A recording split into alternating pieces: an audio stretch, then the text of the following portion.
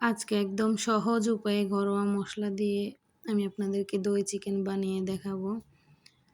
তো শুরু করা যাক। এই যে আমি মুরগিগুলো ধুয়ে একদম পরিষ্কার করে ধুয়ে রেডি করে নিলাম। তো এখানে আমি লবণ, আদা, রসুন, তারপরে আপনার গোলমরিচের গুঁড়ো এগুলো দিয়ে দিলাম। এই তো এগুলো সব ভালো করে মেখে আমি রেখে দিব। তারপরে এদিকে আমি সব মশলা রেডি করে নিচ্ছি। এখানে মৌরি আছে, লবঙ্গ, তারপর শুকনা মরিচ, এলাচ আর এই যে টক দই এগুলো আমি সব রেডি করে নিচ্ছি। তো এদিকে পেঁয়াজ কুচি করে নিলাম, কাঁচামরিচ কেটে নিলাম। এই তো আমার মুরগিগুলো এদিকে ভাজা হয়ে গেছে। তো এই তো আমি এখন রান্নার মেন ইয়েতে চলে আসলাম।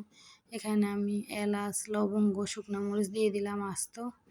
তো এই তো পেঁয়াজগুলো দিলাম, পেঁয়াজগুলো একটু ভালো করে ভেজে নেব। এর মধ্যে আমি আবার একটু কাঁচামরিচও দিয়ে দিলাম।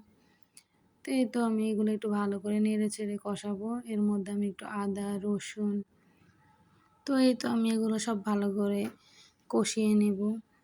কষিয়ে নিয়ে তো এখানে আমি একটু আস্ত মৌরি দিয়ে দিব।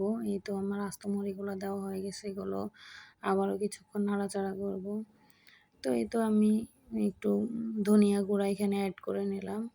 আপনারা অবশ্যই দিবেন এটা, না দিলে আসল টেস্ট পাবেন না। তো এই তো এখানে আমি আবার বাদাম পেস্ট করে রেখেছিলাম, আপনার কাজু বাদাম, কাঠবাদাম, এটা আসলে আমি বলতে ভুলে গেছি শুরুতে।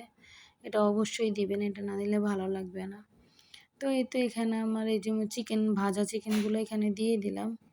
তো চিকেনগুলো আমি ভালো করে এই মশলার সাথে অনেকক্ষণ ধরে কষাবো, তাহলে এই মশলার স্বাদগুলো একদম চিকেনের ভিতরে ঢুকে যাবে।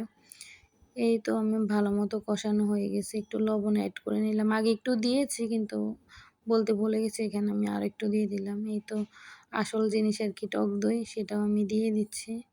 টক দইটা দিলে আপনি অরিজিনাল দই চিকেনের স্বাদ পাবেন।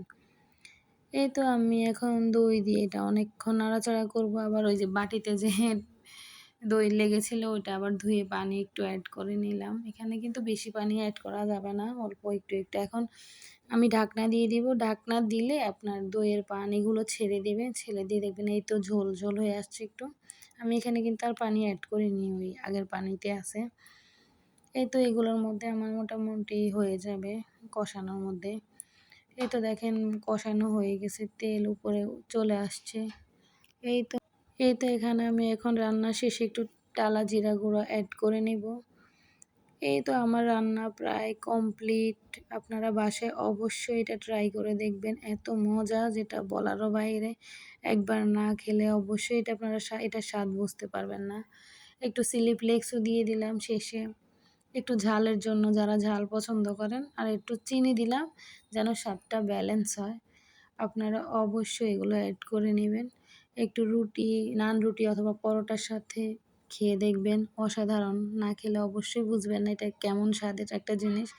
সমস্ত ঘরোয়া মশলা দিয়ে আপনি এটা বাসায় অবশ্যই তৈরি করে নিতে পারবেন। দেখেন আমার এটার ফাইনাল লুক।